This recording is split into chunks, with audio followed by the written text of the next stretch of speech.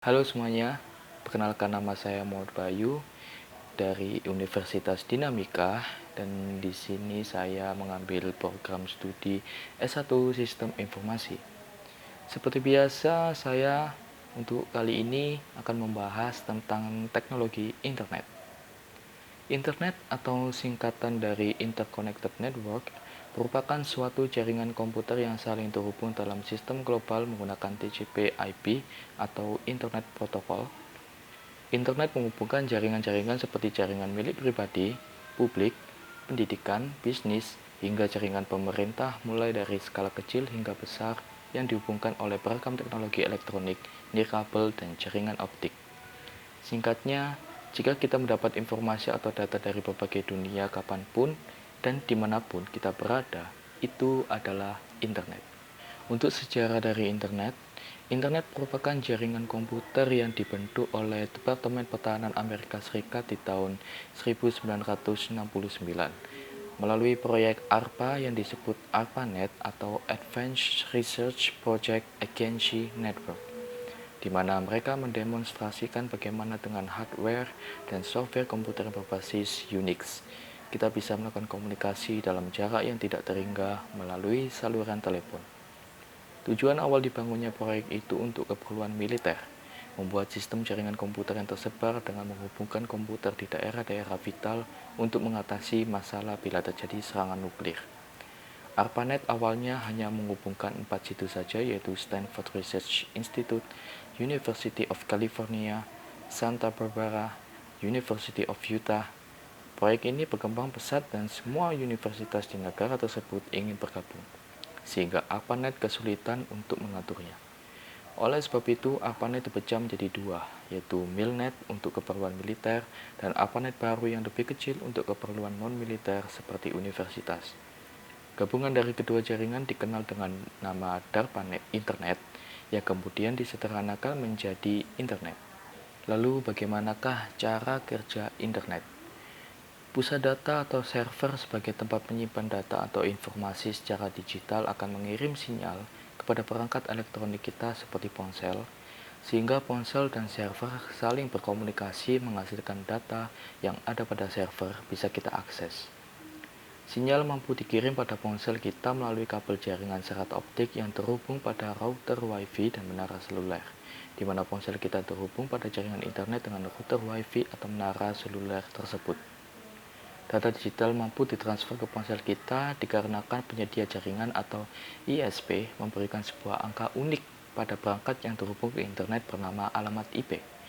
Mirip seperti alamat rumah kita, data digital tersebut bisa diakses melalui alamat IP server. Namun sulit untuk mengingat serangkaian angka unik itu, sehingga dibuat sebuah nama domain seperti google.com yang dicatat pada buku telepon internet bernama DNS server, untuk menerjemahkan nama domain yang kita akses menjadi alamat IP sehingga kita bisa terhubung pada server. Saat kita mengakses server, server akan mengirimkan data dengan isyarat berupa tegangan listrik kepada perangkat kita. Tegangan listrik ini disimbolkan dengan angka 1 dan 0, sehingga semua data harus diterjemahkan menjadi kumpulan angka 1 dan 0. Efisien pengiriman data bisa dilakukan dengan adanya sistem paket berupa potongan-potongan kecil dalam pengiriman kumpulan angka 1 dan 0 ini. Setiap paket tersebut nantinya mengambil rute terbaik agar segera sampai pada perangkat kita, yang kemudian setiap paket tersebut akan disusun kembali sesuai urutan dan menghasilkan data yang lengkap. Namun jika gagal, akan dikirim pemberitahuan untuk mengulang pengiriman paket tersebut. Untuk mengelola aliran paket data, digunakanlah protokol. Dan dalam pengaplikasikannya pada aplikasi yang berbeda, digunakan protokol yang berbeda juga. Karakteristik dari internet itu relatif hemat biaya, memungkinkan kecepatan mengirim pesan, bisa jadi interaktif, dapat menjangkau khalayak global.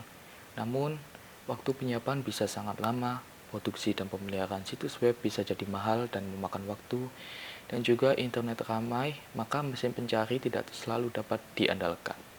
Untuk ISP, ISP adalah penyedia jasa internet atau yang dikenal dengan perusahaan atau badan yang menyediakan jasa sambungan internet dan jasa lainnya yang berhubungan.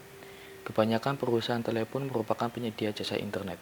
Mereka menyediakan jasa seperti hubungan ke internet, pendaftaran nama domain, dan hosting.